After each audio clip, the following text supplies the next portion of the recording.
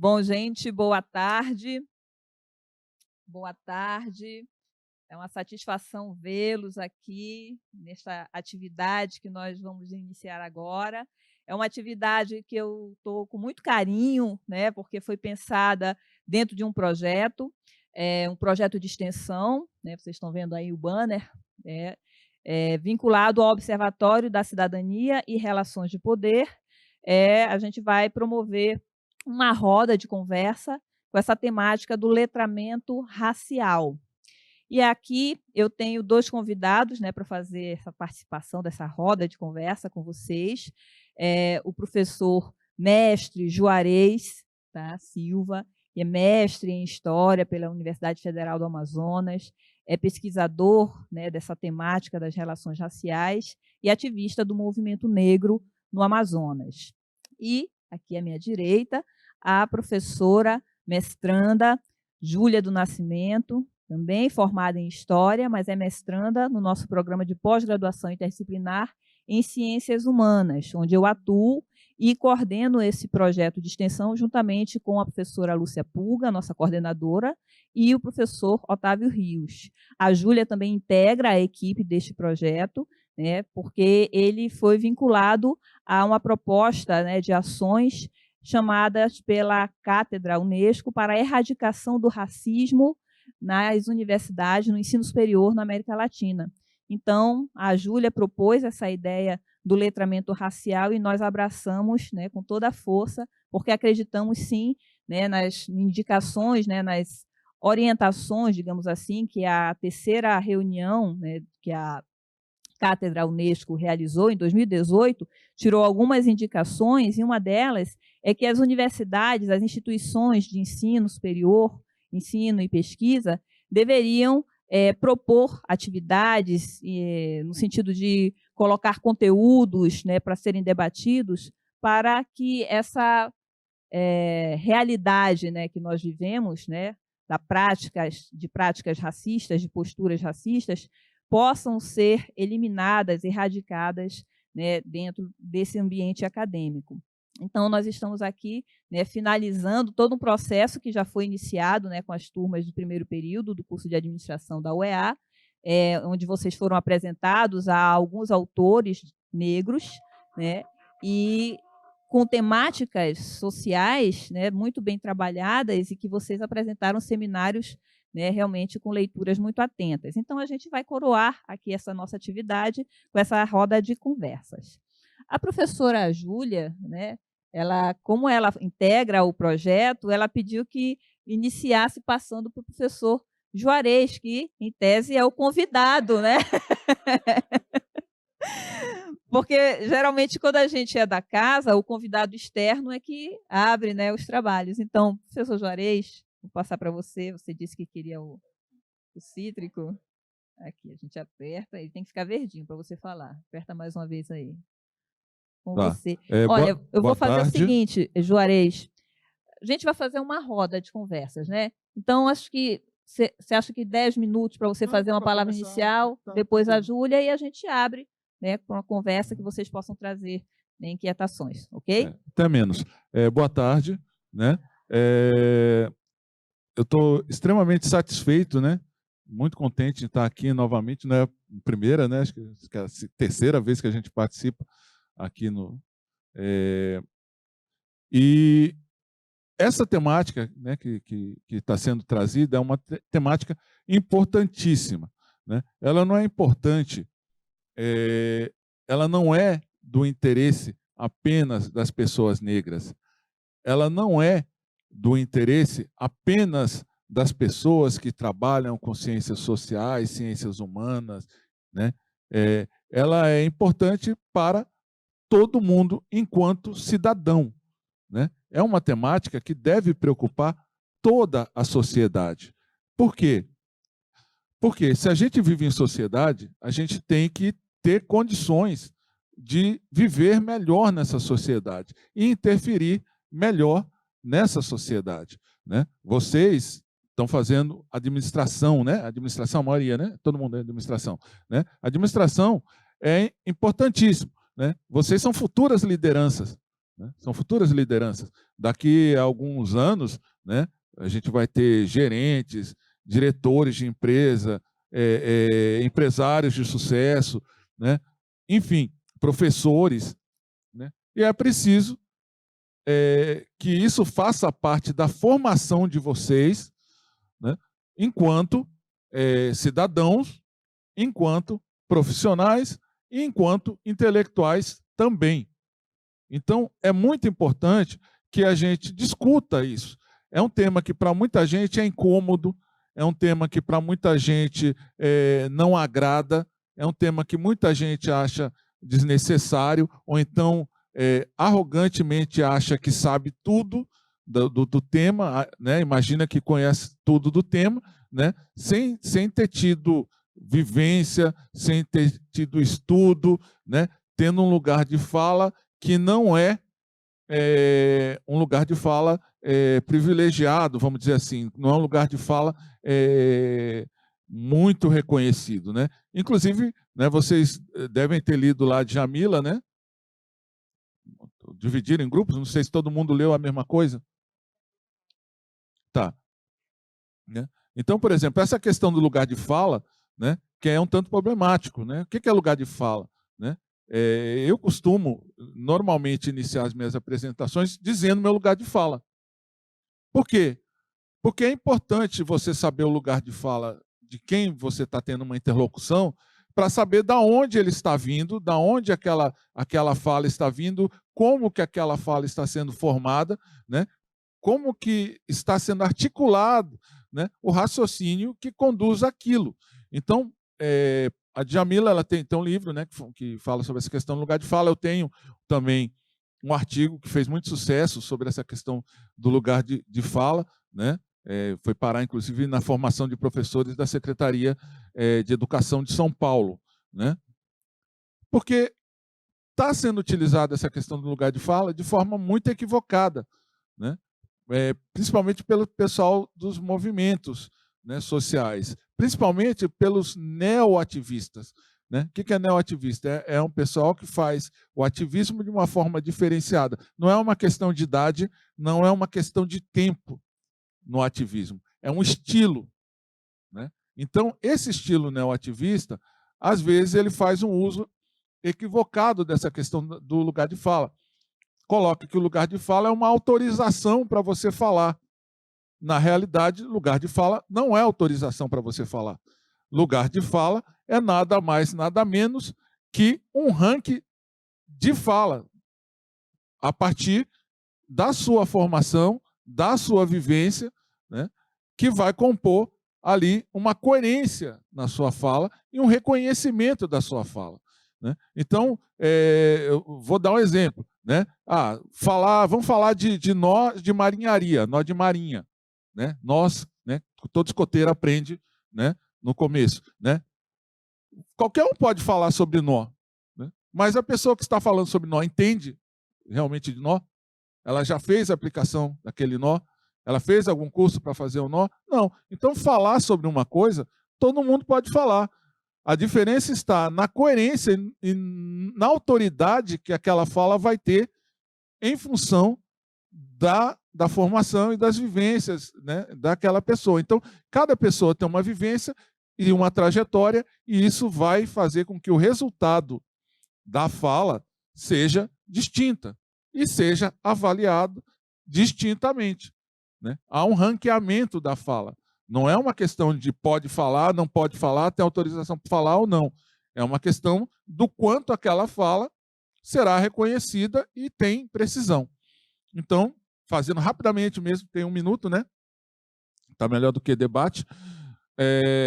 Fazendo rapidamente. Eu sou um cara, né? Eu venho de São Paulo, né? Sou mineiro, né? Feito no Rio, nascido em Minas, criado em São Paulo, né? E a minha formação inicial, né, a minha graduação é na área de tecnologia, né? Sou formado em processamento de dados, então venho da área de ciências humanas e exatas. Né? Passo para a área de educação, num mix com tecnologia e educação, na área de educação à distância, né? E venho cair na área de história. Por quê? Enquanto ativista, eu sempre estudei li e produzi na área de humanas. Então, muita gente achava estranho, né? Às vezes eu era convidado para um evento, uma palestra, etc., né? E a turma achava que eu era doutorado, que eu era de ciências sociais, que eu era, né? E eu não era. Eu vinha de uma outra área. Eu vim de uma formação que eu sugiro que depois vocês leiam também Nilma Lino Gomes, né? Que é uma baita, foi ministra, né? Das mulheres, da educação, da educação não, foi ministra das mulheres, foi reitora de universidade, é uma pessoa que vale a pena ser lido. Então, assim, ela tem um livro que chama Movimento Negro Educador, né?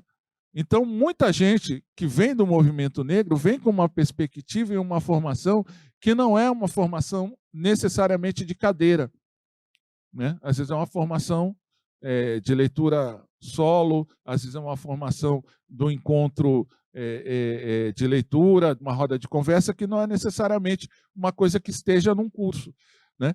Então é diferente. Eu estava conversando aqui com a Júlia, né? Nós temos trajetórias que são distintas, se encontram num ponto, mas são distintas. Às vezes a gente vem do movimento para a academia e às vezes a gente vem da academia para o movimento, né? Então, são situações que devem ser consideradas nas falas, né? A mesma coisa vocês devem fazer nas leituras que vocês foram feitas, né? Nas leituras que vocês fizeram, né? Foram 4 autores de situações distintas, lugares de falas distintos, gerações de movimento distintos, né? E a gente vai falar mais sobre isso ao longo da conversa. Obrigado. Obrigado, Juarez. Agora eu vou passar para a Júlia também tecer essas primeiras considerações, aí depois a gente faz realmente uma roda de conversa. Vão pensando aí o que vocês gostariam de comentar sobre as leituras que fizeram ou não, tá? Aproveita o momento. Professora Júlia. Sobre a toxicidade entre orientadores que nos entregam no meio do evento. Era em off, professora, que eu pedi para falar depois. Só porque eu passei 3 semanas com essa galera, então eles estão cansados de me ouvir, por isso que eu pedi para o professor Juarez começar, né? Porque para dar uma quebrada um pouquinho. A gente estava conversando ali e eu pensei bastante em como introduzir essa fala, né? A gente já falou de muita coisa nas últimas semanas, por mais que nem todo mundo, né, tenha tido a oportunidade de fazer parte desse projeto.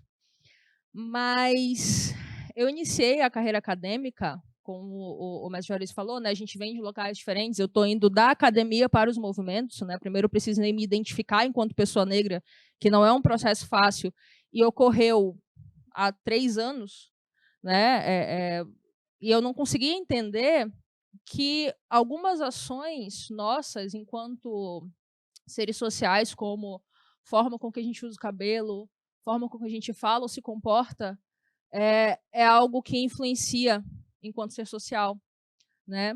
E a academia ela me proporcionou isso. Eu venho de uma formação de história lá na UFAM, né? E eu estava até comentando com o Juarez agora, eu tinha uma professora que todo dia ela falava para mim, faz a transição, porque eu alisava o cabelo, né? Faz a transição, deixa o cabelo cachear, deixa o cabelo cachear. Chegou no fim dos últimos 4 anos, do fim do curso, né? São 4 anos, os últimos 2 anos, assim, eu já tinha feito a transição. Mas por que isso, ela gerava esse incômodo em mim? Porque era um incômodo, ela gerava esse incômodo em mim. Porque eu precisava aprender, sabe? Eu precisava que isso daqui é a minha identidade. E eu precisava entender que a minha identidade ia influenciar outras pessoas. Na formação de professora, que foi a minha formação. Né? E isso foi o primeiro passo para eu me identificar enquanto pessoa negra. É uma situação muito pessoal e muito complicada. E quando eu voltei a estudar sobre isso, agora no mestrado, eu tinha sempre em mente que, por mais que seja algo acadêmico, eu precisava escrever, não só em termos de linguagem, mas assim, algo acessível, para que realmente trouxesse um impacto. E hoje eu percebo que o impacto maior já ocorreu em mim. Eu fui a mais impactada ao estudar sobre isso.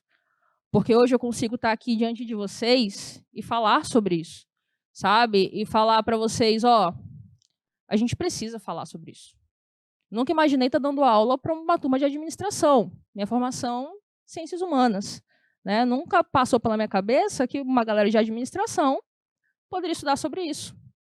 Olha só, mas por que não pode? É uma ciência social. Entende? Então, às vezes a gente acha que só aquele grupo, interessa só aquele grupo. Aí a gente vai e estuda autores que dizem, olha só, discriminação racial não é um problema de negro, é um problema de relações raciais. A gente precisa conversar com as pessoas que fazem parte dessas relações raciais, fazem parte dessa estrutura social que a gente passa. A gente vai e pega um autor que fala o quê? Que não é impossível você não ser racista numa sociedade que tem um racismo estrutural. Né? A Djamila trazer aquele dado que a gente conversou do Datafolha de 1995, que fala que 89% das pessoas acreditam que há racismo no Brasil, mas 90% diz que não é racista. Olha só essa conta maravilhosa. A conta não fecha, não bate. Né? É um negócio que não bate. E aí, de repente, eu me vejo diante de diversos jovens extremamente articulados. Não dizendo que não era isso que eu esperava, tá, gente? Pelo contrário. Não falei que eu me surpreendi. Não fiquei surpreso. Não, brincadeira. Mas jovens extremamente articulados que me trouxeram uma visão que me trouxe esperança. Sabe? De uma sociedade.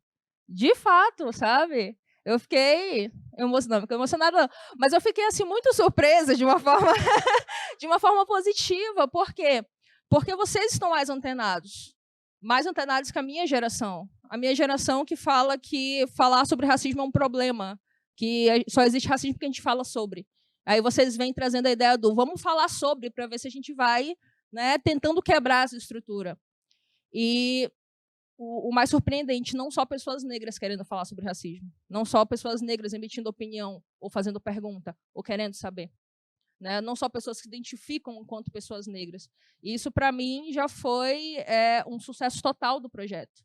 Porque eu tinha uma expectativa X, eu alcancei o triplo dessa expectativa. Não só em como esse projeto impactou a mim, mas em como impactou as pessoas que estavam próximas a mim. Então, eu agradeço a oportunidade, professora Jemima, agradeço vocês por estarem aqui, né? Porque a gente sabe que hoje a vida, o capitalismo nos cobra muito produção e tempo, né? Professor Juarez por estar aqui também, né? Os meus amigos que vieram me dar um apoio psicológico, porque a gente sempre precisa, né? A gente cuidem do psicológico como a gente cuida do nosso corpo. Espero que bem, tá? Agora que eu lembrei, né? Enfim. E obrigada por estarem colaborando para essa roda de conversa, porque eu acredito que esse seja o término perfeito do que a gente se propôs a fazer. Porque a gente está aqui na frente, mas vocês estão aqui conosco, sabe? E é muito importante que a gente converse, é muito importante que vocês estejam presentes e é muito importante que vocês participem. Porque, deixando aí, né, a educação bancária aí de Paulo Freire, nós não temos todos os conhecimentos, nós temos as nossas experiências de vida e nós costumamos discutir com as pessoas que estão próximas a gente. A visão de vocês, de onde vocês vieram, a educação que vocês tiveram, tudo isso vocês vão colaborar com a gente, colaborar conosco, sabe? E isso é bastante importante, viu? Então, obrigada a todos. Obrigada, professora Júlia. Agora eu domino, né, a palavra. Então, a gente vai passar, a partir de agora, a essa dinâmica realmente, né, de questionamentos. Né? Vocês podem fazer alguma pergunta, tanto para a Júlia quanto para o Juarez, ou tecer um comentário sobre o que leram e gostariam de fazer nessa contribuição. Então, acho que todo mundo aqui tem alguma coisa para falar, com certeza.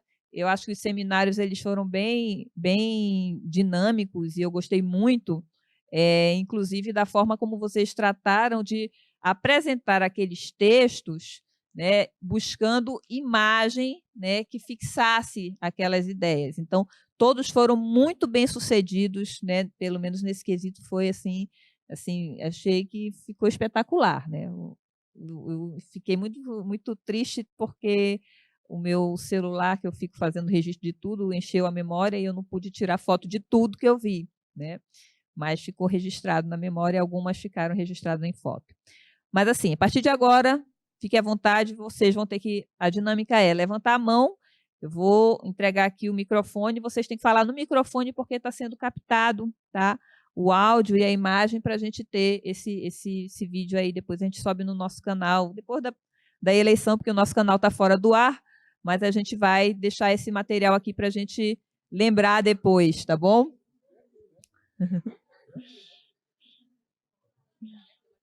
Eu acho que a Luana, né? É Luane. Oi, gente, boa tarde. Júlia, né? É. Então, a pergunta é direcionada a você. Júlia, o que você acha, na sua opinião, que Tá.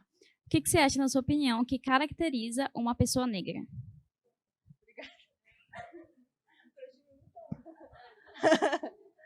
Oi, Luane, boa tarde, tudo bom com você? Eu já falei para vocês que o professor Juarez é do Movimento Negro do Amazonas. Não, tô brincando. Obrigada, viu, Luane, pela sua colaboração.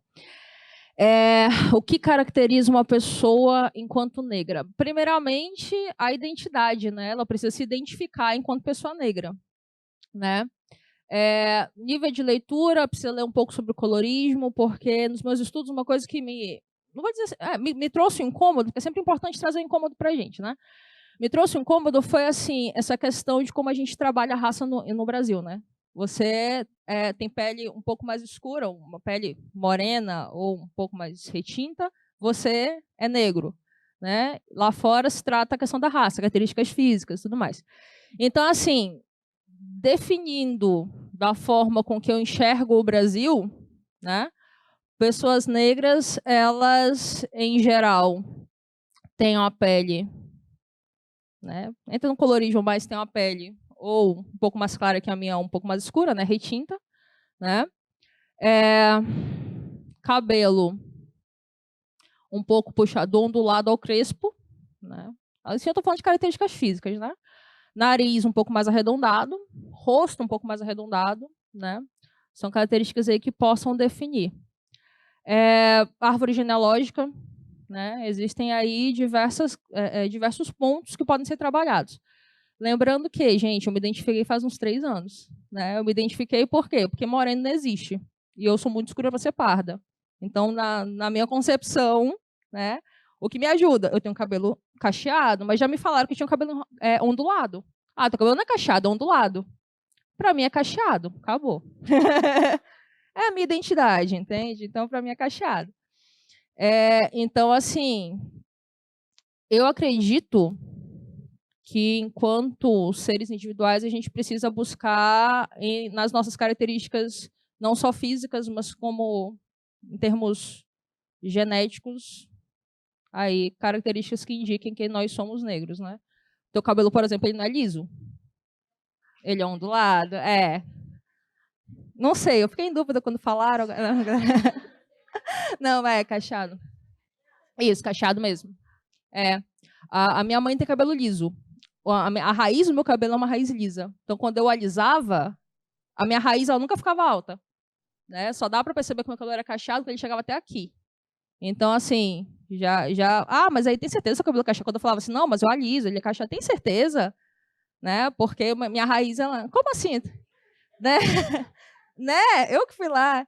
E tanto é que eu fico toda hora puxando para cá, para ver se ele sobe um pouco o meu cabelo. Porque se deixar, ele fica escorridinho, tá? É isso. Achei pesado para o começo. Achei um pouco pesado. Se o professor Juarez quiser colaborar, Juarez, né, gente? colaborar aqui também. Bom, oi. O pessoal por aí me conhece como o chato do conceito, né? Então eu sou muito chato, né? Porque às vezes eu gosto de ir lá na raiz, né? Vou buscar, né? Sou brodeliano, né? Então brodelianos, o pessoal de história conhece, sabe que é o cara que vai começar a contar a história lá do Mediterrâneo, né? 1500 antes de... Bom, o termo negro, né? Para a gente dizer o que é negro, a gente tem que primeiro pegar a semântica da coisa. O que é negro? O que quer dizer negro? O termo negro, a palavra negro, vem da onde? Essa palavra, ela não vem do português. Essa palavra vem do espanhol. Né? Em espanhol, não existe a palavra preto, só negro. Negro serve para qualquer coisa escura, escurecida. Né? Então, assim, essa palavra começou a ser utilizada no sentido que a gente conhece hoje, racial, etc., etc., com o tráfico negreiro. Quando os europeus começaram a escravizar, né, eles consideravam negro toda pessoa escravizável. Não era uma questão de cor, era uma questão de possibilidade de escravização. Então, o termo negro, em origem, não quer dizer preto, né? Não quer dizer altamente escuro. O termo negro quer dizer alguém que pode ser escravizado. Tanto é que os primeiros escravos, né, os primeiros escravizados, por exemplo, no Novo Mundo, não foram os africanos, foram os indígenas. E vocês sabem como é que eram chamados os indígenas? Até 1755, negros da terra. Não era uma questão de ser africano ou de ter a pele preta. Negro era uma pessoa que podia ser escravizável. E isso foi importado do espanhol, que eles não têm a palavra preto em espanhol. Então, negro para ele é qualquer coisa que pudesse ser escravizado e que não parecia branco, né? Então, assim, começa aí. Aí tem um outro ponto, né? A diferença entre preto e negro, que é uma confusão que todo mundo faz, né? No Brasil, todo preto é negro, mas nem todo negro é preto. É importante. Vamos de novo? No Brasil, todo preto é negro, mas nem todo negro é preto. Isso quer dizer que para você ser negro, você não precisa ter uma pele preta retinta. O que precisa para você ser negro é, primeiro, origem. Você ser descendente de escravizados. Tem muita gente que não gosta desse conceito. Ah, não sou descendente de escravizado, né? Eu sou descendente de reis, rainhas e não sei o que, etc. Né? Mas a verdade é essa, né? O negro é o descendente dos escravizados, tanto escravizados africanos, de origem africana, quanto escravizados de origem indígena. Olha que coisa, né? As pessoas falam, não, mas eu sou descendente de indígena. Só que até 1755, quando o Brasil foi invadido, deixou de ser como é Tupinambarana para virar Brasil em 1500, né? Olha, 1755, quantos anos se passaram até que os negros, até que os indígenas deixassem de ser negros? Se vocês lerem o ato real, né, de abolição da escravidão indígena, em 1755, foi um normativo pombalino, no Marquês de Pombal, está lá com todas as letras, que os indígenas, os índios, não sejam mais chamados de negros, que não permitam ser chamados de negros, que não utilizem isso entre eles. Por quê? Porque, ao se chamar de negros, eles podem imaginar que nasceram para ser escravos dos brancos, como costumeiramente se imagina dos escravizados que vêm da costa da mina, na África. Enfim, no ato de abolição da escravidão indígena, está lá explicitamente, não se chama mais negro, deixaram de ser negro. Mas 250 anos eles foram negros junto com os pretos da África. Então, assim, não é uma questão, eu sou escurinho assim porque eu sou descendente de índio. Você pode ser escurinho porque é descendente de índio, mas você não deixa de ser descendente de negro por isso. Outro ponto é os indicadores sociais, que aproximam a população branca, né? Aliás, aproxima a população parda e preta e separa da população branca. A população parda, a história, estou demorando um pouquinho, mas porque é importante. O termo pardo, censitariamente, vocês sabem de onde que vem? Quando é que vem o termo pardo? Antes ele já era utilizado, né, no Brasil colônia, mas ele passa a ser um termo censitário, né, no censo, como nós temos aí, a partir do primeiro censo do Brasil, que foi em 1872. Esse foi o primeiro censo nacional, ainda no Império. E qual era a função da categoria pardo? A função da categoria pardo era só contabilizar em separado os negros que já eram livres ou libertos.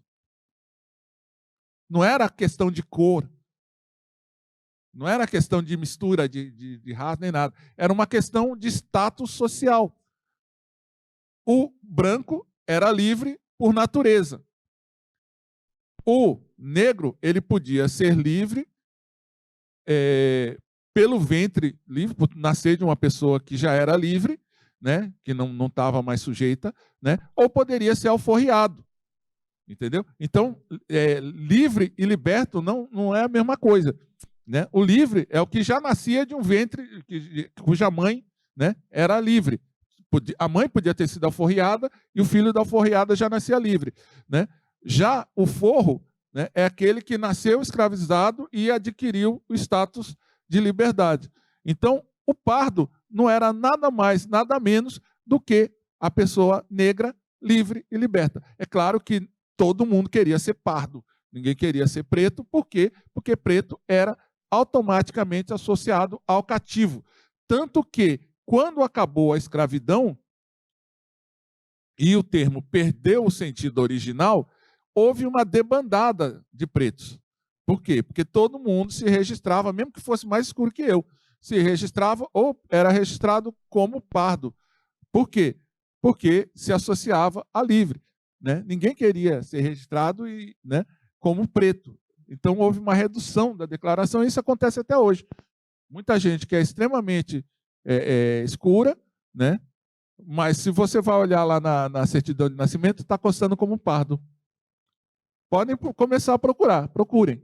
Né? Vocês vão achar. Muita gente, olha, eu não sabia que eu era pardo. Não, mas você está meio escurinho. Né? Ou então muita gente que está clara, né? Mas está lá na certidão pardo. Então, negro é o descendente de escravizado, e eu coloco esse adendo que pode não necessariamente ser de africano, né? E a pessoa que tem essa origem, ou seja, não é uma questão só de tom de pele, é uma questão de origem. E tem mais um detalhe: a palavra negro, por ser estigmatizada, né, ela foi substituída por proposta da delegação brasileira na Conferência para a Eliminação do Racismo e Xenofobia em Durban, em 2001, se não me engano, 2001, né? A delegação propôs e a ONU aceitou. Eles mudaram na redação da ONU o termo negro. Eles eliminaram o termo negro e adotaram afrodescendente. Então, o termo negro, né, na redação da ONU não existe mais, é afrodescendente. E como que eles categorizaram afrodescendente? Afrodescendente é uma população diaspórica que ainda sofre os efeitos do tráfico negreiro e a discriminação. Então, toda pessoa, né, que, sendo descendente de africanos, não sendo ela própria africana, né, é um afrodescendente, principalmente se ele tem marca, né, se ele tem alguma coisa que indique na sua aparência ou no seu comportamento que ele é um descendente de africanos ou de escravizados. Bom, então acho que para começar tá bom. Muito obrigada. Quem mais? Acho que alguém tinha levantado a mão e eu não olhei direito. Não? Quem levantou a mão? Não? Ah, tá. Eu tinha uma questão para o Juarez e para aproveitar aqui a Júlia também, para a gente pensar, né? A Júlia falou, né, tentando responder a pergunta da Luana, em características físicas, né, fenótipos, e também da identidade, né? E o Juarez explorou muito bem a questão da origem do conceito, né, a história, né, para a gente perceber bem como é feito o uso, né, do termo negro. Mas outra coisa também, Juarez, tem a ver com um pouco do que a Júlia falou, a ideia da identidade. E a identidade, ela se constrói a partir das práticas, né, da tradição que você mantém, de hábitos, né, de traços culturais. Então, a manutenção de determinadas práticas também tem a ver com a definição, né, de quem se autodeclara, não é isso? Então, a ideia da autodeterminação, autodeclaração, ela considera também isso? A gente pode afirmar nesse sentido? Bom, gente, identidade. O que é identidade? Né? É como a pessoa se identifica, como que ela se coloca, e não é só como ela se coloca. Né? Identidade, ela rola em torno de 3 eixos. Quais são esses eixos? Primeiro eixo, como a pessoa se vê, como ela se enxerga. O segundo eixo é como ela é vista. E o terceiro eixo é a realidade. A realidade, ela é impactada pelos 2 primeiros eixos. Ela vai ser conforme a pessoa se vê e conforme a pessoa é vista. E também do ponto de vista histórico. Então, vou dar um exemplo. A pessoa, né, é neta de uma pessoa preta retinta. Ok, né? Agora, ela mesma é clara, muito clara, né? Ela é muito clara, né? Por miscigenação, etc., ela é muito clara. A realidade dela qual é? Ela é negra ou não? Né? A realidade dela, ela é negra ou não? Ela é negra por ser descendente de negro. Não existe isso. Ah, a minha avó é negra, eu não sou negra. Não existe isso. O que faz o negro é ser descendente de negro, ser descendente de escravizado. Agora, ela é negra igual a outra pessoa que é obviamente vislumbrada como negra? Não. Ela não é vista como negra, né? Então, a primeira, mesmo que a pessoa diga, olha, eu sou negra, porque eu conheço a minha história, a minha avó é negra, minha bisavó é negra, e coisa e tal, eu saí, né, com pouca tinta e tal, porque, né, porque negócio, mas eu sou negra porque eu tenho orgulho, eu conheço a minha história dos meus avós, né, dos meus ancestrais, então eu quero ser negro. Só que a tinta não convence. A tinta não convence. Então o que acontece? Socialmente, ela é tratada como branca. Então, ela, a primeira parte da identidade, ok, eu me vejo como negro. Segunda parte da identidade, não me veem como negro. E a realidade, qual vai ser? Ela vai ser vista como negra? Vai ser tratada como negra? Então, 2-1.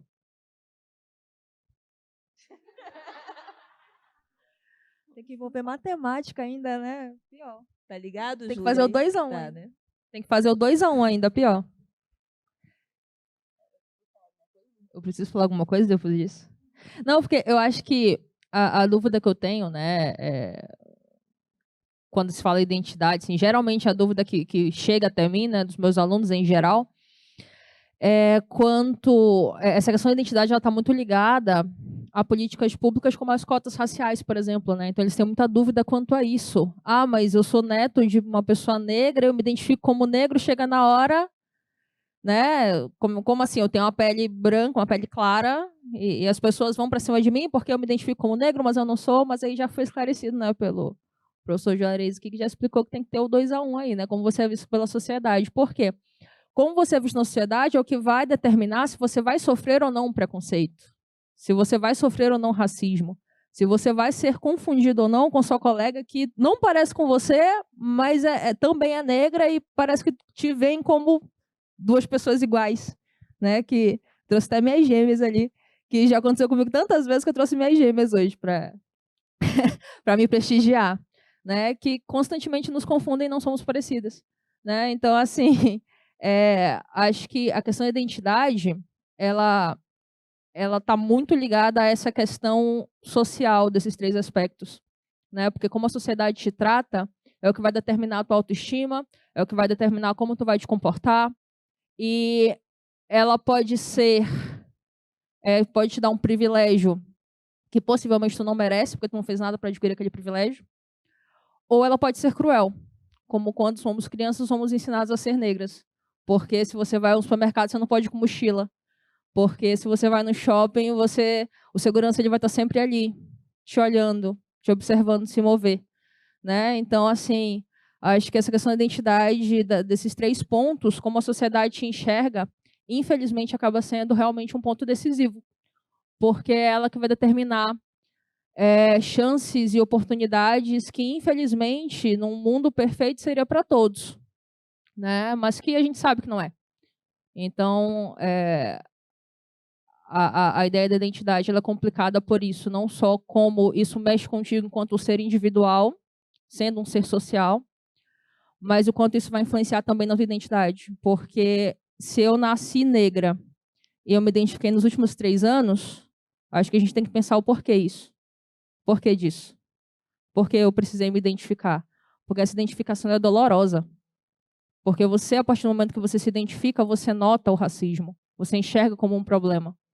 Né? Então, assim, a questão da identidade ela é pesada. É algo que carrega um peso. Eu falei isso várias vezes para vocês. Tem que gerar incômodo, né? E isso incomoda demais quando você percebe e gira aquela chavezinha que aquele olhar que você só achava estranho é um olhar que carrega um racismo estrutural.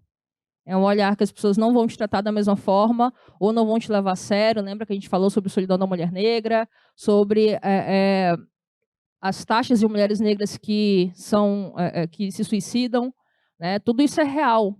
Tudo isso é real. E tudo isso inicia com a gente percebendo que isso é real, né?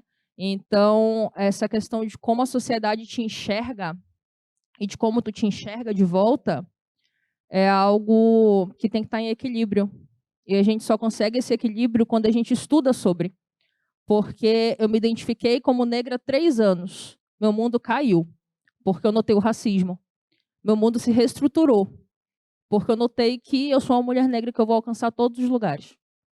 E ponto. Depois que vocês entraram no movimento e realmente estudaram a fundo, eu queria saber como vocês lidam quando vocês se tocam de situações, pessoas que claramente estão sendo racistas de uma forma implícita ou pode até mesmo ser explícita, mas parece que ela não quer aceitar, não sei se pelo fato de não querer parecer aceitar que está sendo racista, que carrega esse peso também, que é, enfim, uma coisa que tinha que ser quebrada, ou se pelo fato de simplesmente achar que não tem importância, enfim, não buscar o conhecimento. Eu queria saber como vocês lidam com isso, porque constantemente, né, no dia a dia, vocês com certeza lidam com situações assim, mas como vocês têm esse estudo, têm essa, enfim, esse lugar de fala, que seria a situação de ter estudado, ter realmente isso também, principalmente, da vivência, mas de todo o estudo, queria saber como vocês lidam, se vocês simplesmente perderam essa vontade de explicar porque é cansativo, com certeza, ou se vocês contornam de alguma forma, enfim. Acho que depende do dia, né? Aquela brincadeira. Bom, como eu sou negra faz pouco tempo, eu ainda tô empolgada falando sobre... Não, brincadeira. Eu acho que depende muito de como é a abordagem. Porque quando a fala é agressiva, eu sou agressiva de volta. Porque houve um momento que eu... eu sempre trato com agressividade, brincadeira. Não, poucas ideias, porque houve um momento que eu era mais branda. Mas ser branda não causa mudança. Houve um momento em que eu falei assim, não, mas não sabe, mas falou porque achou, sabe? Mas dependendo do contexto, a pessoa sabe, a pessoa te testa. Por quê? Porque está tão incrustado o racismo estrutural que na cabeça dela é superior a você. Então ela vai te humilhar. Isso aconteceu comigo várias e várias e várias vezes. Não só pela negritude, mas também por questão de ser mulher. Né? Já houve tentativas muito grandes de diminuição no meu trabalho, na faculdade, no mestrado. Então, isso é constante. Isso que a gente fala, depende muito do dia, sabe? E, às vezes, a gente percebe que é mais... Depende muito do racismo também, né? Porque também tem o racismo recreativo. Geralmente, quando ele age assim, quando alguém age assim, fazendo uma brincadeira, eu faço a linha da... Eu não entendi o que você falou. Você me explica? Para a pessoa se tocar, entendeu? Por quê? Porque muita gente ainda leva na brincadeira. E eu nem acho que seja por maldade. Por mais que seja maldoso, não acho que seja por maldade. Então, é uma ignorância, fato. Mas ainda tem gente que leva o racismo com aquela ideia do racismo recreativo. Vou fazer gracinha ali com... E aí, o que eu faço? Eu incomodo. Sabe? O Jéssica acabou de falar, porque eu sou o chato. A Djamila ela fala isso no Pequeno Manual Antirracista. A gente tem que ser chato. A gente tem que fazer a linha do chato. Então você chega e fala assim, olha, eu não entendi a tua piada, tu repete pra mim? É pra entender aqui, porque eu não achei graça. Aí a própria pessoa se constrange. Por que eu tô usando essa tática agora? Porque eu, sendo oprimida, não tenho que estar constrangida.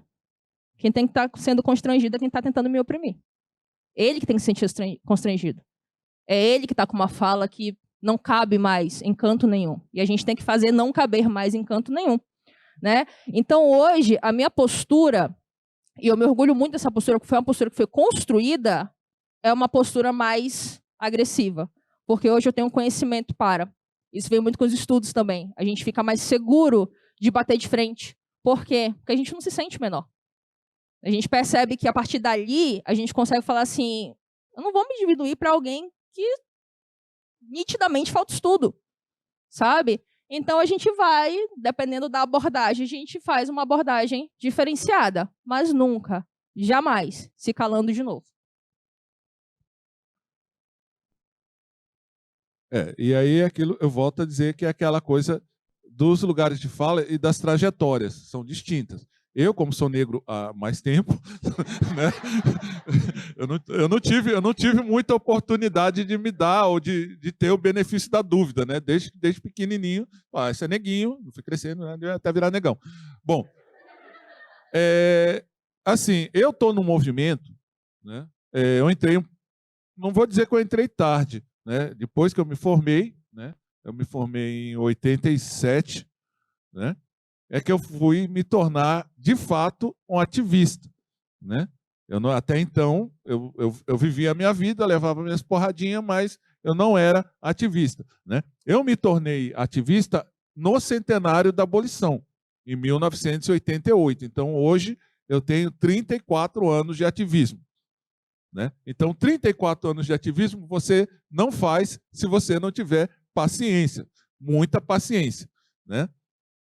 Então, enquanto ativista, hoje, né, eu sou reconhecido, as pessoas vêm me perguntar sobre racismo, né? Eu sou conhecido, né, por ser ativista, então tem muita gente que já, antes de vir tirar a onda, já não, eu vou ali, de repente eu vou pegar o meu, deixa eu ficar fora.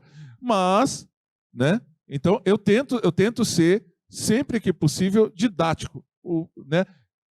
A minha premissa é de que a pessoa está sendo racista porque ela tem uma mentalidade racista que ela mesma desconhece, às vezes, né? Ela não sabe a fronteira entre ser racista, né, ser recreativo, né, estar sendo recreativo, ser racista, né? E não é com intenção, né? É aquele dado que foi trazido aí no começo, né? 80 e tantos % das pessoas acreditam no racismo, mas não acham que é racista, né? Por quê? Porque simplesmente não entende o que é racismo, né? Tende a ver racismo como uma coisa violenta, como uma coisa de pressão psicológica enorme, etc., mas não compreende que o racismo ele pode adquirir formas muito mais brandas, discretas e veladas. Então, o que ocorre? Eu tenho tentado sempre esclarecer, mesmo quando vem direto. Mas o fato, né, de hoje ser um estudioso, né, ter esse reconhecimento na área de racismo, não retirou, né, a discriminação de cima. Eu continuo sofrendo discriminação, preconceito, né, principalmente quem não conhece, né? Então, assim, eu tento equilibrar as coisas, né? Tem horas que você, né, dá como é que eu vou dizer assim? Você fica meio revoltos, né? Isso aqui eu vou ter que dar uma invertida porque entrou de sola, né? Jogo baixo não dá, né? Mas assim, geralmente eu tento ser didático. Eu quero ser o professor ali, né? E ajudar a tirar essa mentalidade racista da cabeça das pessoas, aos pouquinhos, colocando ali a sementinha, o detalhe, o dado, né? Que com isso, de repente, você está ajudando a fazer, né? Aquela pessoa que não quer ser racista. Eu tenho um artigo de 2006, esse artigo já foi parar em não sei quantas dissertações, foi parar em dissertação de educação, dissertação de psicologia, dissertação de história, de sociologia, farmácia não foi, mas assim, foi parar, uma coisa multidisciplinar assim, doida, né? O mesmo artigo, em vários, né? E o título do artigo é Não Queríamos Ser Racistas. Uma resposta aos que dizem que o Brasil não é uma nação com problemas de cor. Porque teve um livro, né, do chefão da Globo, Ali Camel, que ele escreveu, o livro chamava Não Somos Racistas. Né, naquela época da briga pelas cotas, né, ele achou que não, o Brasil não é racista, não tem nada para falar sobre racismo no Brasil. Aí eu fiz o artigo antítese, olha, não é bem assim. Né? Então, assim, eu tento normalmente ser didático, né? Mas às vezes não dá.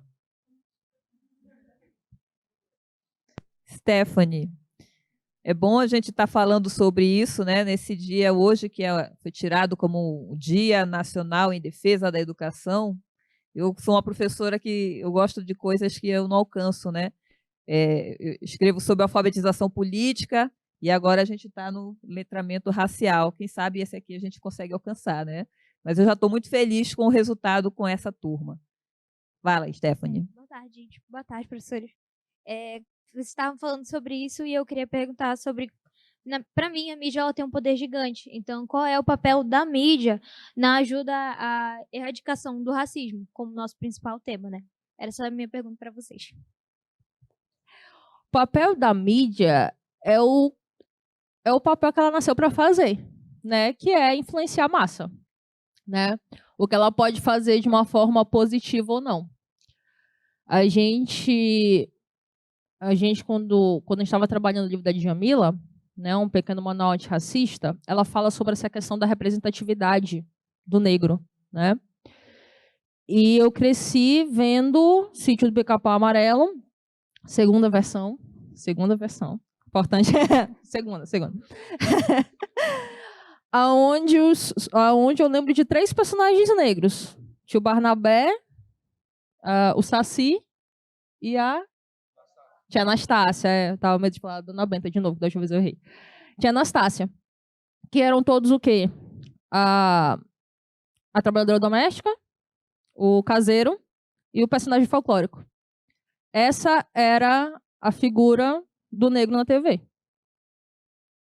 Esse era o lugar que nos colocaram. Esse é o lugar que uma elite branca, desde a época da escravidão, indicou que a gente tinha que ocupar, né? Então, assim, hoje a gente percebe que há uma presença maior na mídia, o que é positivo, mas que essa presença, essa representatividade ainda está sendo lutada, né? Se a gente pegar hoje filmes onde personagens negros aparecem, isso daí foi até uma discussão da aula da noite, né, professora? Estava falando sobre isso. Uma série apareceu um elfo negro, pronto, parou o mundo. Ah, porque elfo negro não existe, porque o elfo branco existe, né? Porque é negro. Né? Ah, porque a Ariel é negra e é errado porque ela é um peixe na sereia, anjo. Sabe? Mas eu não sou racista, mas tem que seguir de fato como são as coisas. E como é que são as coisas? Porque quando fizeram a Bela e a Fera, a versão aonde aquela francesa branca loira fez, ninguém foi falar que a Bela, do Bela e a Fera, tem cabelo castanho. E ela não pintou o cabelo para fazer.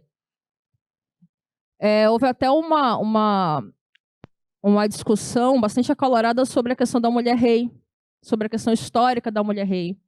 Ah, mas tem que boicotar porque historicamente estava incorreto.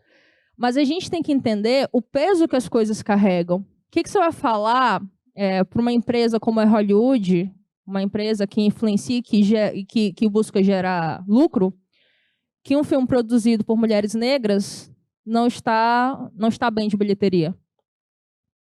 Entende?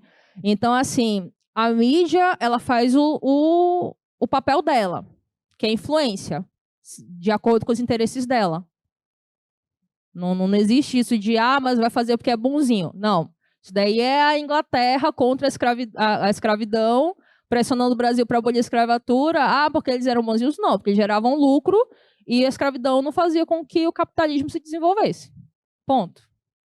O mundo ele é feito de objetivos que você quer alcançar. A mídia ela tem o poder de influência de massas, mas ela também tem os objetivos dela. Cabe a nós, quanto seres sociais, definir o que é importante ou não para a gente consumir. Porque se tem uma coisa que o livro da Djamila trouxe, essa ideia do que você está consumindo. Né, porque isso também vai te dizer de que forma lidar com essa mídia. Porque nem tudo é próprio para a gente consumir. E tem coisas que a gente precisa consumir, né? Então, assim, te diria que o papel da mídia ele é um papel que pode ser decisivo, porque ele realmente influencia massas, mas que é algo que a gente tem que tomar muito cuidado. Como é que o negro está sendo representado, qual é a cultura que a gente está consumindo, por que a gente está consumindo, por que a gente deve ou não consumir, porque é um processo, e todo processo ele é lutado. Né? Então, como nada está sendo aqui, inclusive aqui na roda de conversa, nenhuma resposta está sendo muito fácil de dar, né? E é isso. Agora eu jogo a bola pro Juarez. É dentro? Então, peraí, vamos lá. Então, vamos lá. Questão de mídia, né? Primeiro, a gente tem que definir o que é mídia. O conceito faz toda a diferença. Bom, mídia quer dizer meio. Então, qualquer meio de comunicação é uma mídia, né? Eu costumo dizer que eu tenho um blog que eu escrevo desde 2004, né? Chama Blog do Juarez, no sentido óbvio, né? E eu coloco lá, né? Self-Media da Amazônia para o Mundo desde 2004. Ficou pomposo, né? Mas não é tão assim, né? Então, assim, é uma forma de expressão, né? Então, nós temos, por exemplo, ao longo do tempo, né, várias tentativas de se apropriar das mídias, por exemplo, a imprensa negra, para poder fazer essa divulgação, esses esclarecimentos, etc. Né? E nós temos uma imprensa, uma mídia, né, que aí você junta a TV, rádio, etc., que é hegemônica, que não é essas mídias que vêm, né, são criadas para fazer esse desenvolvimento. Hoje, eu sou colunista, eu escrevo numa agência de jornalismo independente, né, Amazônia Real, né, muito premiada e tal, muito lida aí mundo afora, né, e eu faço a minha parte, eu tento, né, em alguns assuntos, colocar lá, mexer, botar o dedo na ferida. Mas nem sempre a coisa funciona assim. É importante a mídia para ajudar a abrir mentes. Eu vou dar um exemplo.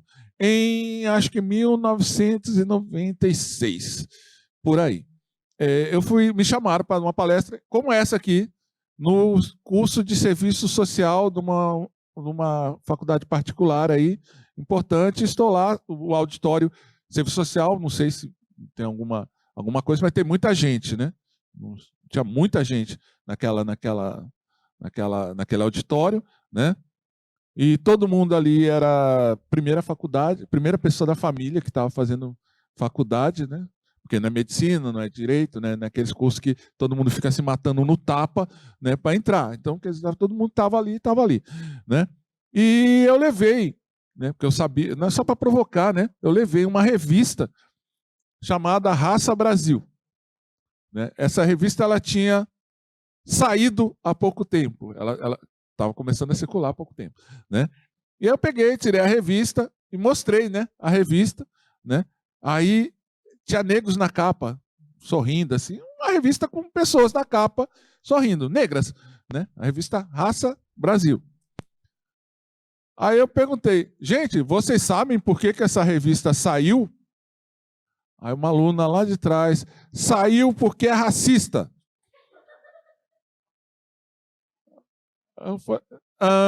Não, eu não quis dizer que ela saiu de circulação, ela foi lançada, né?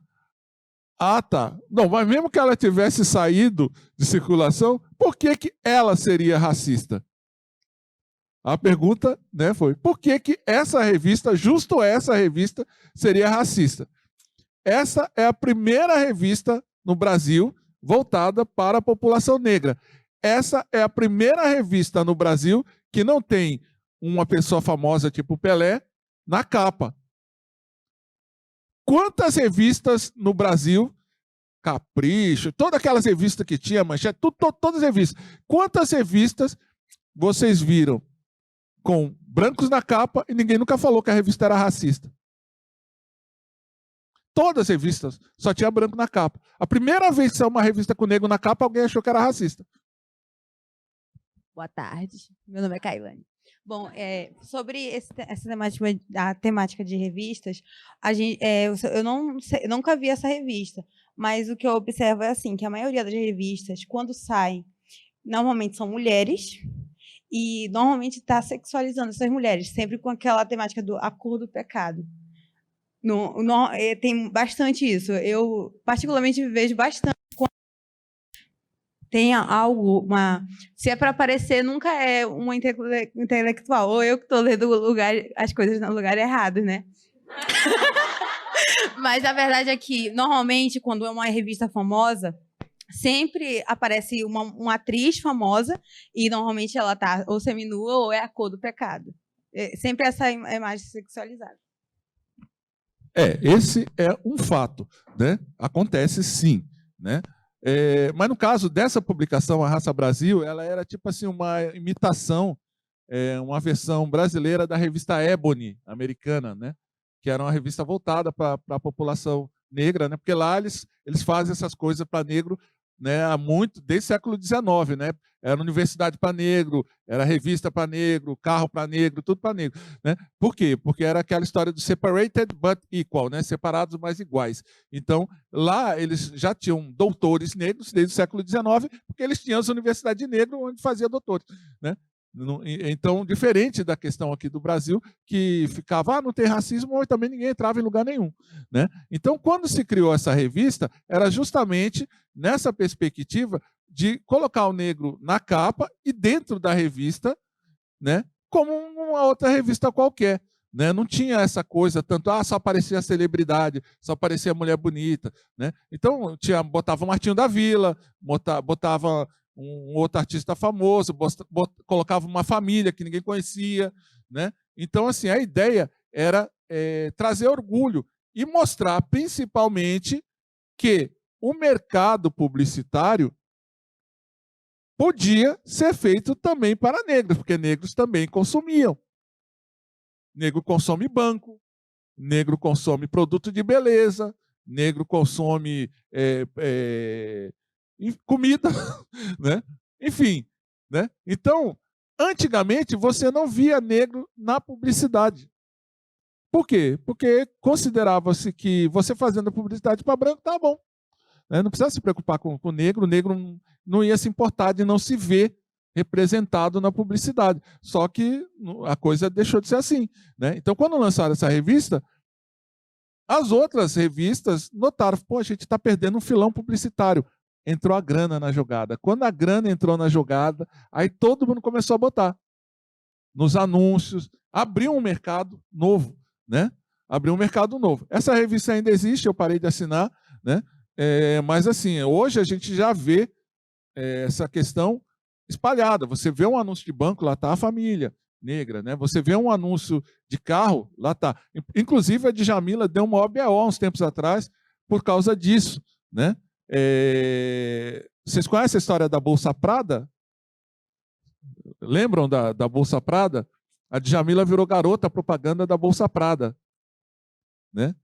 E aí deu um maior quebra-pau na net e tal. Não, porque a Djamila ela tá reproduzindo o capitalismo, não sei o quê, que oprime os negros e tal. Né? E, por outro lado, né, eu, por exemplo, fiquei na turma do outro lado. Falei, olha, a gente não quer só comida. A gente quer comida, diversão e arte. E também balé. O negro, ele não é diferente de ninguém. A gente gosta de ostentação, a gente gosta de luxo, e se a gente pode alcançar isso, por que não? Né? Então, tem gente que fica revoltada, acha que, não, o negro não pode aparecer ostentando. Por que não pode aparecer ostentando? Pode sim. Se ele pode ostentar, ele ostente. Né? Então, rolou essa coisa aí. Né? Hoje, né, nós temos gente fazendo publicidade, né, famosa, não tão famosa, né? Por quê? Porque houve uma ruptura. E isso se revela, inclusive, na mídia. Né? Há tempos atrás, eu falei, nossa, né? Eu publiquei impressionante, tem 2 negros no Jornal Nacional, apresentando o Jornal Nacional. Isso faz o quê? 5 anos? 6 anos? 2 negros na tela do Jornal Nacional. Tem Jornal Nacional desde quando? Eu assistia Repórter Esso na década de 60. Aí entrou o Jornal Nacional na década de 70. Todo dia tinha branco apresentando o Jornal Nacional. A primeira vez que apareceram 2 negros apresentando, não pode. Isso não essa coincidência está errada. Tem alguma coisa errada. Você botar 2 negros no mesmo lugar, né? Um para falar que não tem problema nem nada, ainda vai lá, mas 2? Aí né?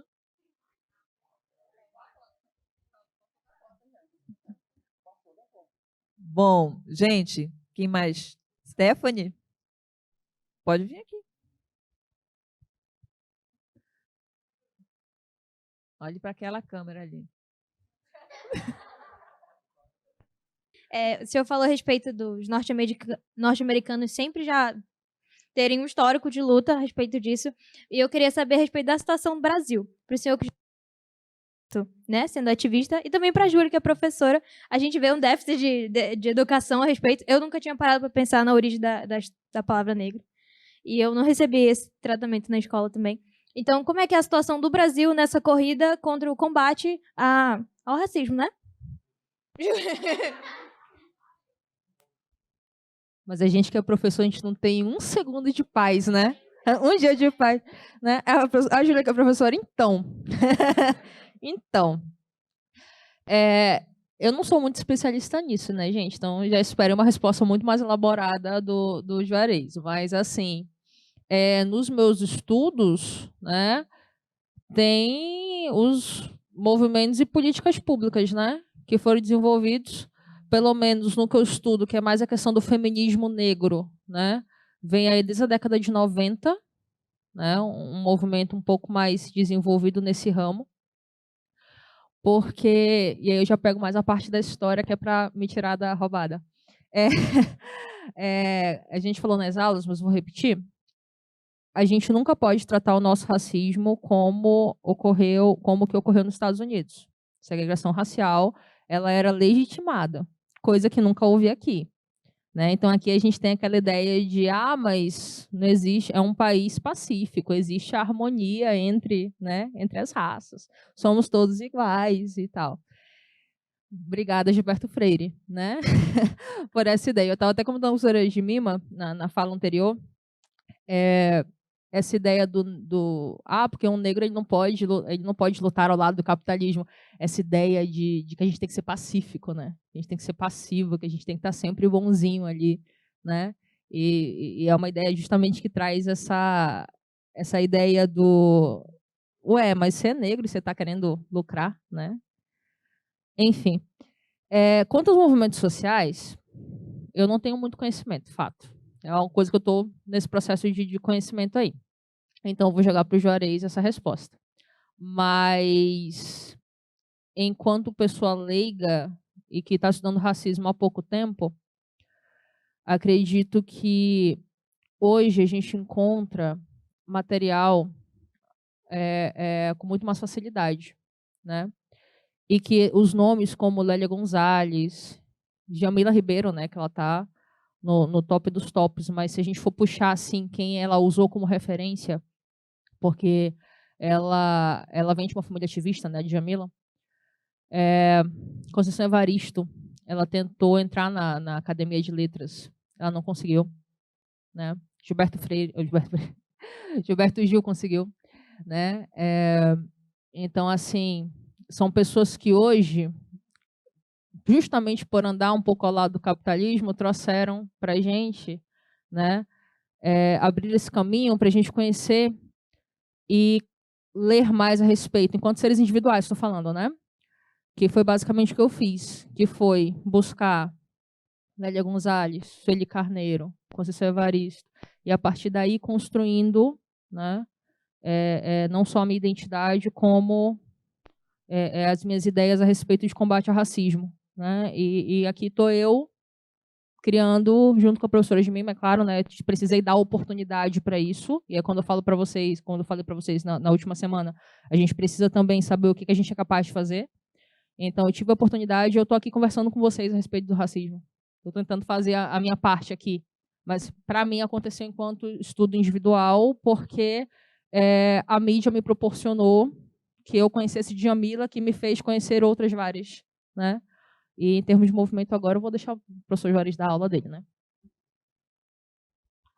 Bom, vamos ao conceito.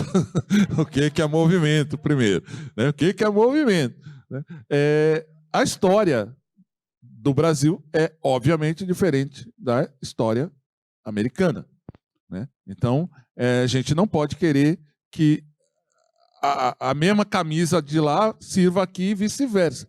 Né? Nós temos histórias distintas. Né? A história da escravidão pode até ser muito parecida para, né, todos afrodiaspóricos, mas nós temos detalhes que fazem a diferença. Então, o que ocorre? Primeiro, nos Estados Unidos não teve abolição, teve emancipação. Faz toda a diferença, né? A emancipação é assim, olha, eu estou transformando você em dono da sua vida, para isso você vai ter isso, as leis vão te apoiar, vai ter alguma afirmaçãozinha, né? Você vai receber um burrico, tantos dólares, etc., um pedacinho de terra para começar a sua vida, né? Isso é emancipação, né? É igual quando emancipa o filho. Olha, você fez 17 anos, né? Toma aqui esse negócio para você trabalhar, toma esse dinheiro aqui, toma essa conta bancária e se vira, tipo o meu pai fez comigo, né? Não deu certo. Eu falei 2 vezes antes dos 18 anos de idade. Não, antes de ir para o exército, eu falei 2 vezes, né? Mas a história é diferente. Aqui foi a abolição. A abolição é o quê? Um artiguinho, a menor lei que já foi escrita no Brasil, declara-se, né, extinta a escravidão no Brasil. Revoga-se a disposição em contrário. Mas o resto, não tem reparação, não tem uma terrinha, não tem nada, é só isso mesmo. Acabou a escravidão, vai embora, mete o pé, porque nem comida mais daqui eu vou te dar, vou pagar comida, alojamento, nada. Ah, mas eu queria ficar trabalhando. Não, eu vou trazer um monte de alemão de olho azul, porque agora o negócio está diferente, né? Ah, mas podia pagar para mim também. Não, para você eu não vou pagar, não. Vou pagar para italiano, né? Para um pessoal mais gente fina, mais bacana. E assim, muita gente não sabe, tá? É um detalhe, um segredo, vou contar para vocês. Tá um babado, né? Muita gente não sabe que teve sim legislação discriminatória no Brasil. Teve no século XIX, teve a lei de terras, né?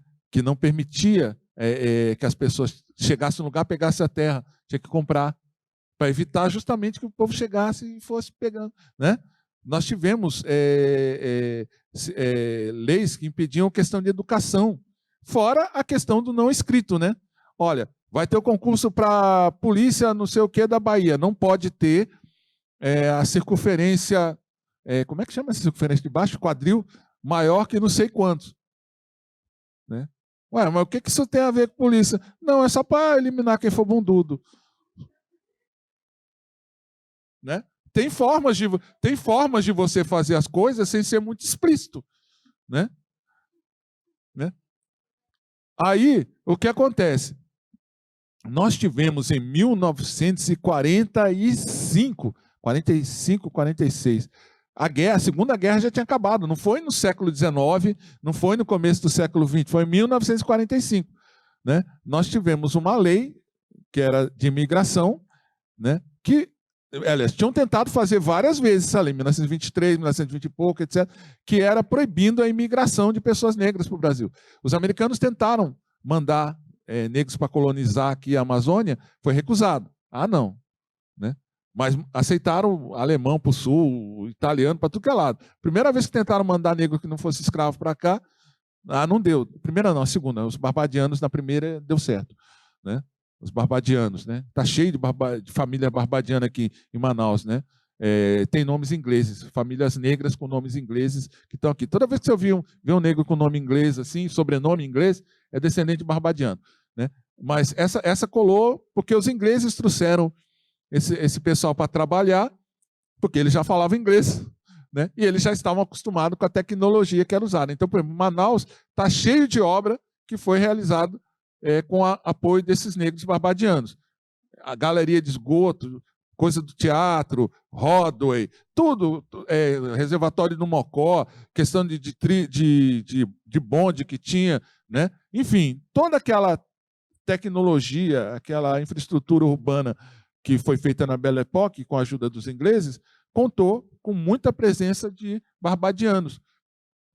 Por exemplo, a religião protestante foi instalada aqui graças a esses barbadianos, que eram anglicanos protestantes.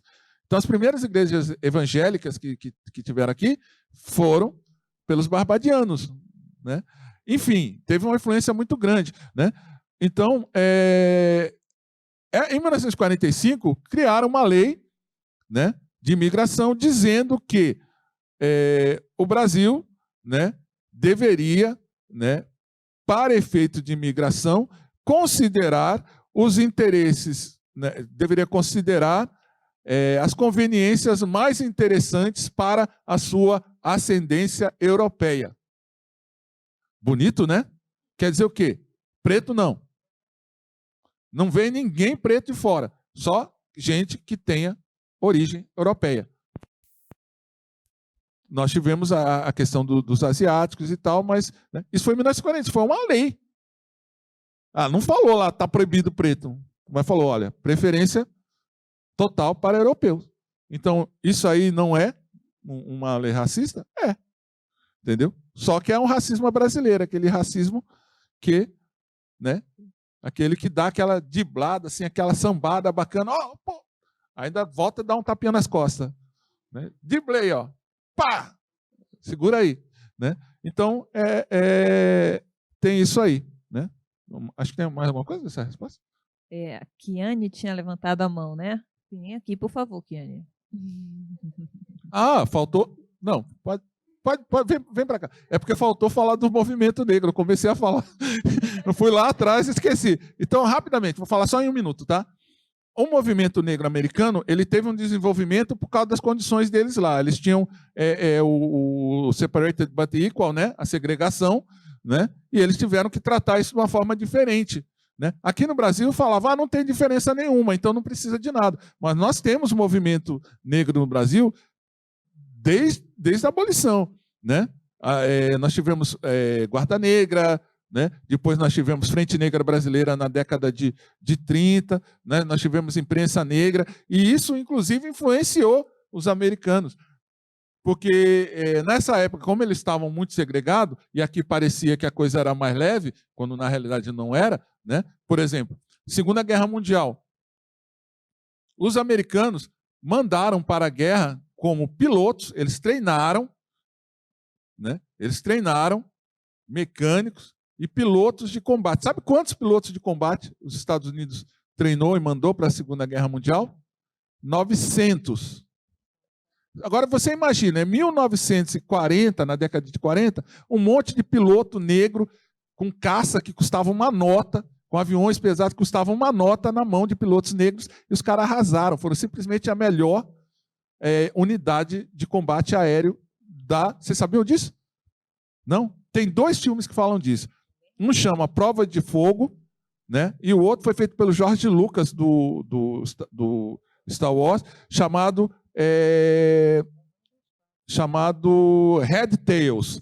Red Tails, que era por causa da cauda vermelha dos aviões. Cara, 2 filmes assim que você é de tirar fôlego. Além de ser filme, né, de combate e tal, muita gente gosta, tem aquelas cenas, né? Mas é muito bacana por causa dos lances que acontecem de superação. Né? Os caras faziam prova para entrar na academia, né? Para entrar na academia não, para ser recrutado como piloto, o cara já era piloto. E já era universitário, negro. Né? Aí ele tinha que fazer uma prova que ele tinha que tirar 9. Ele ia lá, tirava 9,5. E o cara ia para lá. Aí chegava na academia, essa prova não pode estar certa, vamos aplicar a prova de entrada de novo. Né? Ou seja, tudo era mais complicado, tudo era mais difícil, né? E os caras, quando os caras seguraram os caras, não queriam deixar os caras irem lutar, né? Quando deixaram os caras ir lutar, né? Eles foram lá e falaram, olha, tudo que vocês falavam da gente, mentira. A hora que eles começaram a lutar, aí os pilotos de bombardeiro começaram a pedir para eles, os negros, escoltarem ele, porque os outros pilotos, eles queriam abater os inimigos alemães, eles nunca protegiam os caras, só os outros que faziam o serviço dele. Então eles ganharam. Esses 2 filmes são super interessantes de assistir. Então nós tivemos o movimento negro brasileiro, né? Teve a Frente Negra Brasileira, década de 30, depois ficou um tempão, né, só em cultural, etc. Quando veio a ditadura militar, não podia ter movimento, era só Black is Beautiful, bailinho, black, essas coisas, né? E só em 78, com o início da abertura, eu era DJ em 78, foi um ano bom. Com o início da abertura que começou a ter movimento negro chamado Movimento Negro, né? Então é aquela turma do MNU. Então, a Cida Bento, ela é dessa turma do MNU, né? Ela é uma geração 10 anos mais velha que a minha, 10 anos. Lélia é dessa geração MNU, já estava ativa, né? É aquela turma que começou né, a fazer a coisa ferver mesmo em 78, 77, por aí. Né? A Lélia, ela nunca publica a idade da Cida, aliás. Pode procurar, é a coisa mais difícil, mas você sabe que ela se formou em 77 em psicologia, eu me formei em 87. Né? Ela é pelo menos 10 anos mais velha que eu vou fazer 60, ela tem 70 por aí. Né? Então, essa geração, teve a geração do MNU, que é a geração da Cida, né? Aí tem a minha geração, que é a geração centenário, que é a turma que começou a ser ativista no centenário da abolição, em 88, né? Em 88, 34 anos atrás, né? E aí depois vem as outras gerações, né? Aí tem a geração Cota, que é a turma que começou a... aliás, geração Zumbi, que é a turma de 95, que começou ativismo no 350 anos de Zumbi. Aí tem a turma geração Cota, que é a turma que começou a se interessar a partir da luta pelas cotas, que foi em 2003, mais ou menos na época. Quanto tempo tem a UEA? 20 anos? Vai fazer? Já fez? 21, né? É nessa época aí, mais ou menos, né, que é a geração Cota, a turma que começou, né, ativismo nessa época, né? E aí você tem a geração mais nova, mais recente, que é a geração lacração, né, a pós-cota, né, que é a turma que, né, já entraram com cota, já estavam na universidade, né, e outros não, mas que o negócio é brigar por causa de turbante, brigar por causa do cabelo, brigar porque não pode isso, não pode aquilo, mas, né, na realidade prática mesmo, prática de conquista prática, só se beneficiaram, né? E a maioria nem está devolvendo isso. Normalmente, acabam fazendo tiro no pé contra o movimento negro, porque as pautas são tão inúteis, e tão fúteis, e tão belicosas, agressivas, o modo de fazer as coisas, o negócio é agressivo. Né? E aí o que acontece? Os adversários, né, que são os meta-racistas, eles usam essa agressividade para tentar justificar. E está vendo? Os caras estão querendo isso, estão querendo implantar aquilo, eles estão querendo implantar divisões perigosas no Brasil. Né? Os caras eles estão fazendo racismo reverso. É isso, é racismo reverso. Entendeu? Muito dessas acusações de racismo reverso vem por causa desse pessoal, né, que chegou mais recente, mas também tem gente antiga fazendo isso, né, que acaba dando tiro no pé, porque quando a pessoa fala assim, aquele cara ali, ele é do movimento negro, né? Não, peraí, primeiro que não tem um movimento negro só, são movimentos negros, a gente não fala movimento negro, são movimentos negros, né? E segundo que você tem alguns movimentos que não tem nada a ver com as premissas dos movimentos negros, inclusive eu costumo chamar de movimentos pretos, né? Mas depois a gente fala mais sobre isso. Kiane, por favor. Gente, acho que depois da fala da Kiane, eu vou passar aqui a palavra para eles, né, tecerem os comentários, aí a gente vai ter que encerrar aqui, né, por conta do horário, e porque eu também quero sortear aqui uns livros aqui para vocês, tá bom? Vai dar tempo. Tem dia né, nacional, né, valorização da educação. Kiane, por favor. Bom, obrigada, professor. É um prazer. Toda vez que eu ouço o senhor, eu fico com o coração aquecido. Eu até falei para a Júlia, eu vou porque eu preciso aquecer o meu coração, preciso ouvir e aprender muito. Eu vou lhe fazer uma pergunta, porque eu sou pedagoga e não tem como, tudo que eu vejo eu incluo em educação. E trazendo para o Amazonas, eu sei que o senhor fala sobre isso, né, sobre o apagamento do negro no Amazonas. E eu queria perguntar para o senhor se o senhor pensa que esse modelo, como é que eu posso dizer? Uma palavra que esse modelo é racista, né? É um projeto educacional, porque assim, eu penso, o senhor acredita que esse apagamento do negro ainda continua vivo nas nossas escolas? Eu lhe pergunto isso porque, assim como a Júlia, há pouco tempo eu me descobri como mulher negra, tem 3 anos, e eu já tinha saído de 2 graduações, já tinha feito especializações, estava me preparando para entrar na pós-graduação, e só assim, e por meio da transição capilar que eu fui conhecer autores como a Lélia, como a Beatriz, o Abdias, e eu ficava assim, gente, como é que só agora eu fui conhecer esses autores? E a gente conversa muito sobre isso. Prazer, eu sou a gêmea da Júlia. E aí a gente conversa muito sobre isso, sobre essa construção, né? E eu quero muito agradecer a professora por estar promovendo esses assuntos na academia. Né? A gente conversa muito sobre isso, como é difícil ver pessoas negras nas graduações, nas universidades públicas. Né? E é isso que eu queria perguntar do senhor. Obrigado, excelente pergunta. Sim, está vivo, sim, essa questão do apagamento, né, da negação da presença. Né? Eu costumo dizer que hoje a principal demanda que a gente tem, não é, e assim, as outras vezes que eu tive aqui na UEA, né, falando sobre isso, tem até aquele meu... a presença negada, né, que inclusive virou parte do livro da professora aqui, organizado pela professora, é um capítulo, né, do livro lá do Perspectivas, né, é uma questão muito presente, né? Isso começa lá atrás, né, na Belle Époque, porque a Belle Époque ela era uma intenção de transformar Manaus no quê? Na Paris dos trópicos, né? Avançada no meio da selva, né? Tinha empresas inglesas trabalhando, né? Eu vou até cantar uma música, será que vocês sabem essa música? É o hino de Manaus. Né? Tem. O hino de Manaus é Porto de lenha, tu nunca serás Liverpool, com a cara sardenta e olhos azuis. Por quê? Porque não é a cara da gente daqui. Era a cara que muita gente queria que fosse, mas não era e nunca vai ser. Então, a negação da presença negra fazia parte desse plano de branquear Manaus, né?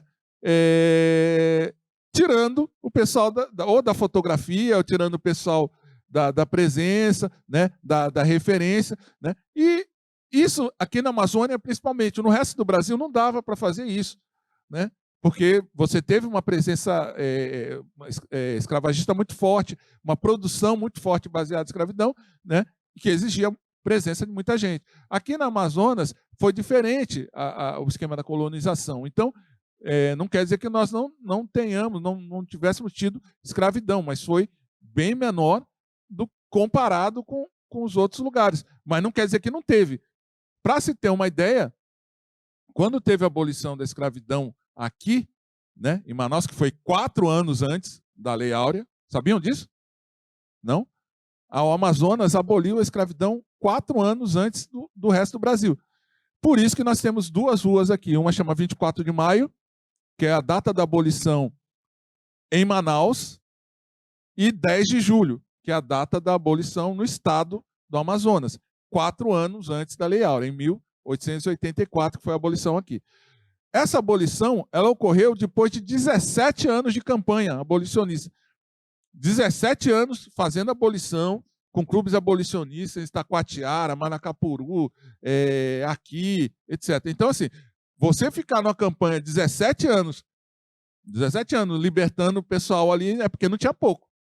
Né? E se você... Aí, por exemplo, teve teve um autor anterior ao Mário Ipiranga, foi Arthur Reis. Né? O Arthur César Reis, ele criou uma situação, né, ao confundir um dado. Ele pegou o censo, aquele censo que eu falei de 1872, quando teve, ele falou, olha,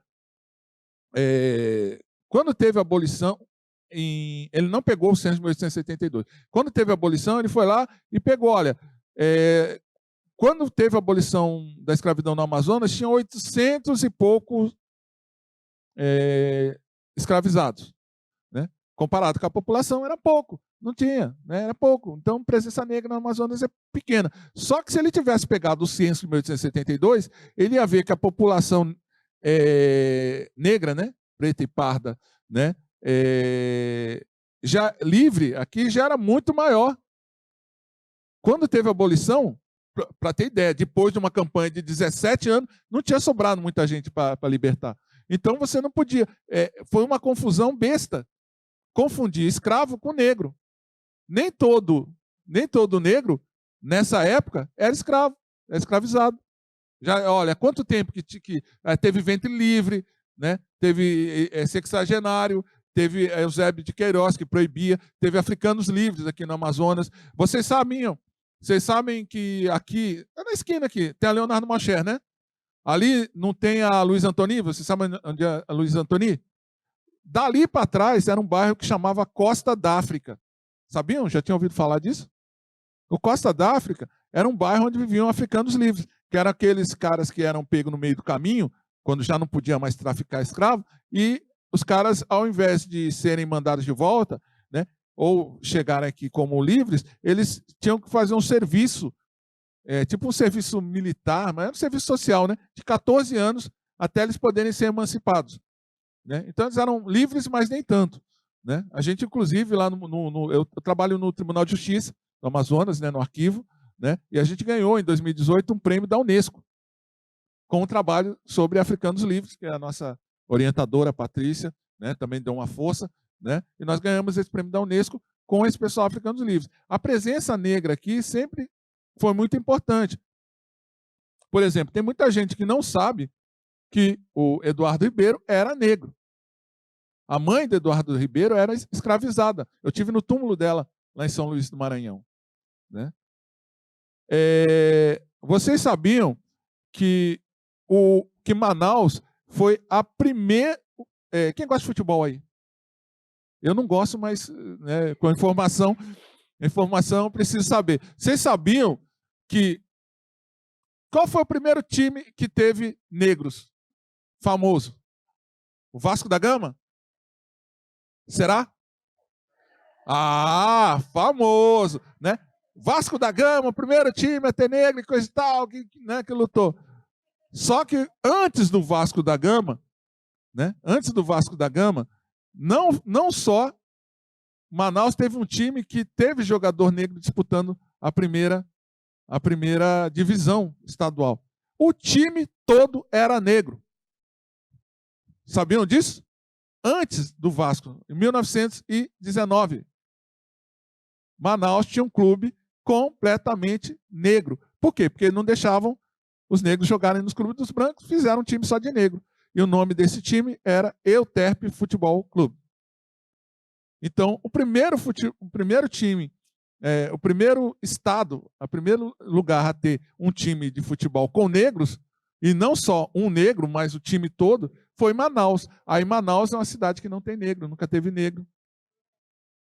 Está cheio de coisas na história do Amazonas, né, que é o que a gente está resgatando, né, com esse estudo de presença negra, né, que você mostra. Né, primeiro diretor da imprensa oficial foi negro. Fundadora da Escola de Enfermagem, negra. Eduardo Ribeiro, né, não precisa falar o que ele fez, né, negro. Né? Bairro Costa da África, ó, aqui, ó, na próxima esquina. Era um bairro de negro. Morro da Liberdade. Por que chama Morro da Liberdade? Porque para onde foram o pessoal quando conseguiu liberdade. Né? Praça 14. Um bairro que foi fundado por maranhenses trazidos por Eduardo Ribeiro. Né? Seringal Mirim, onde começou o Boi Bumbá. Sabiam que é o Boi Bumbá lá, né? E quem são os principais personagens do Boi Bumbá, do alto, tirando o boi? Pai Francisco e Catirina. Eles são o quê? Olha, não é índio, a gente está no Amazonas. E o batuque do boi, de onde é que vem o batuque do boi? Vocês já ouviram falar de gambá?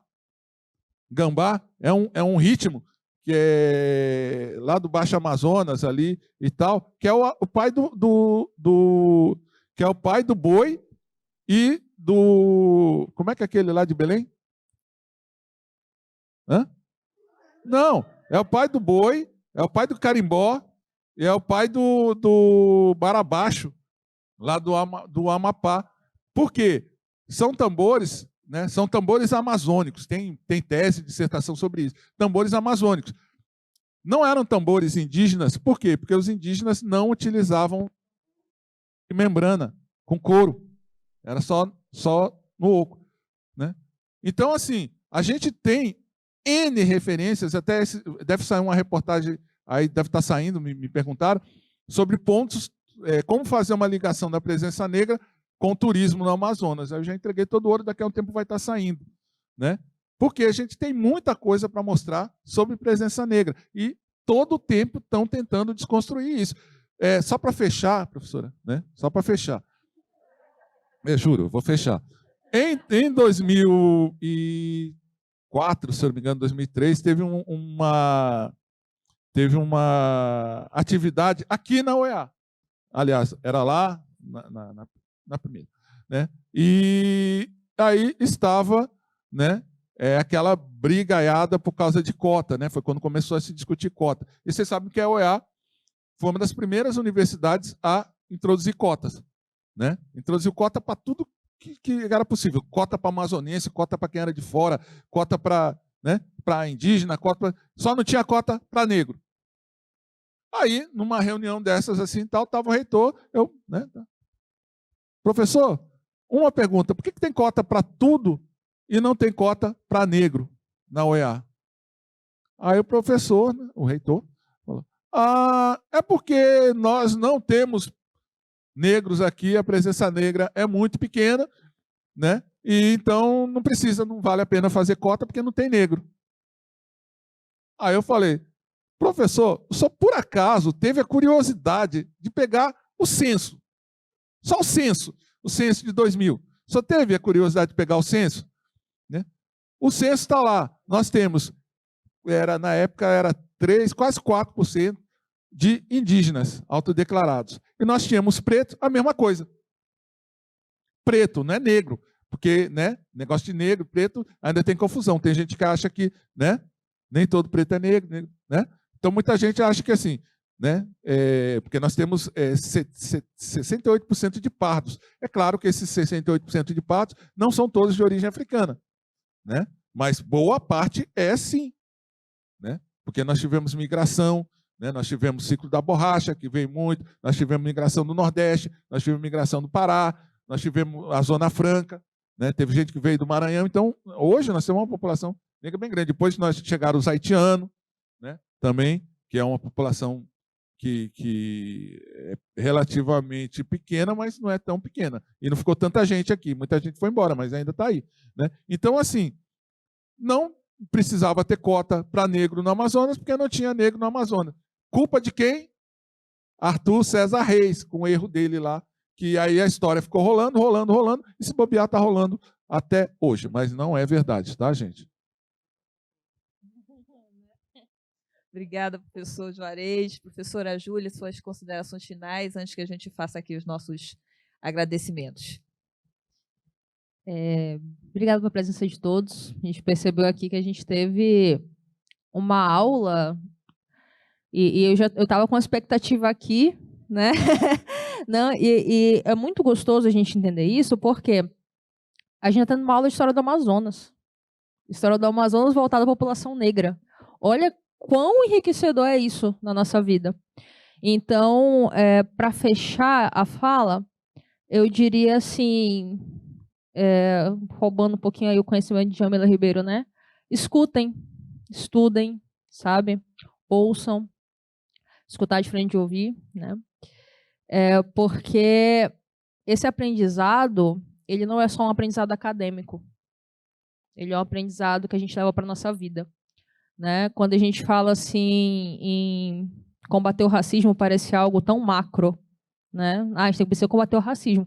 Vamos começar com algo micro, vamos combater o nosso para começar, né? Acho que hoje, como foram as últimas semanas, foi um aprendizado que ele vai além dessas paredes. Então, que a gente possa permanecer nesse aprendizado e buscar mais, buscar sempre mais, né? Então, agradeço mais uma vez a professora Jemima, ao mestre Juarez pela oportunidade desse aprendizado, porque cada fala, cada dica, se a gente escutar com atenção, é um aprendizado diferente que a gente pode levar e adaptar para a nossa vida, né? Então, muito obrigada pela presença de todos. Ok, muito obrigada, professora Júlia. Obrigada, professor Juarez. Obrigada, turma, né? Vate, que sempre nos acompanha e nos nos ajuda a produzir esse conteúdo, depois vai lá para o nosso canal. Eu só queria fazer um registro, gente, que essa é a primeira vez que nós estamos realizando uma atividade presencial, depois de 2018, que foi a última que eu fiz com o Juarez presente. Então, ele já fez uma outra atividade conosco no ano passado, que foi remota, e acho que é mais significativo ainda, né, porque o Juarez ele viveu na pele aquela frase que está sendo reproduzida, né, no amarelo, é uma frase da música do Belchior. O Juarez ele teve a Covid na forma mais pesada, né? E esteve internado e teve parada cardíaca, foi reanimado por muito tempo, 1 mês entubado, e hoje ele está aqui, né, para contar a história. Então, ano passado eu morri, mas esse ano eu não morro, né, Juarez? Isso é maravilhoso, e eu fico muito, muito feliz, né, da gente poder ainda contar com ele para essa e muitas outras trocas, tenho certeza. E, Júlia, muito obrigado pela parceria, porque se não fosse a sua iniciativa, né, para atender aquela chamada da Unesco, a gente não chegava na formatação desse projeto. E obrigada a vocês, porque eu fiquei muito satisfeita com o que vocês fizeram, a troca foi, né, muito positiva, e a gente só teve essa é a primeira roda de conversas, né? Vocês estão aqui no primeiro período, vamos fazer outras, né, com certeza, e quero contar com vocês. Muito obrigada. Vamos fazer uma foto, sim, e depois a gente vai fazer um sorteio aqui de alguns livros. Obrigado, gente. Vamos lá, quero essa foto aí.